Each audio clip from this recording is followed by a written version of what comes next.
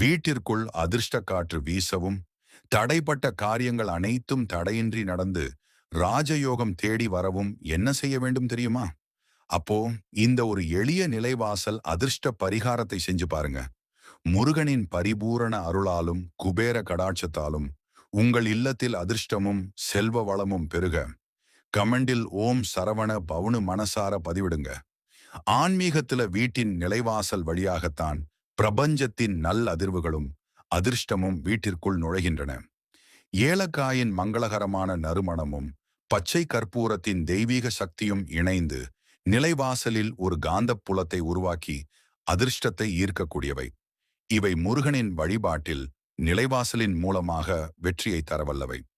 செய்முறை: ஒரு சிறிய பச்சை அல்லது மஞ்சள் துணியில் 3 முழு ஏலக்காய்களையும் ஒரு சிறிய துண்டு பச்சை கற்பூரத்தையும் சேர்த்துக் கொள்ளுங்கள். அதை உங்க பூஜை அறையில் முருகனின் படத்துக்கு அல்லது வேலுக்கு முன்னாடி வைத்து, எங்கள் வீட்டின் நிலைவாசலின் வழியே நல்ல அதிர்ஷ்டமும் ராஜயோகமும் தேடி வர வேண்டும் என்று மனதார வேண்டிக் கொள்ளுங்கள். அடுத்த நாள் அந்த முடிச்சை ஒரு மஞ்சள் கயிற்றில் கட்டி உங்கள் வீட்டின் முக்கிய நிலைவாசலின் மேற்பகுதியில் வெளிப்படையாக தெரியாதவாறு பாதுகாப்பாக கட்டிவிடுங்கள்.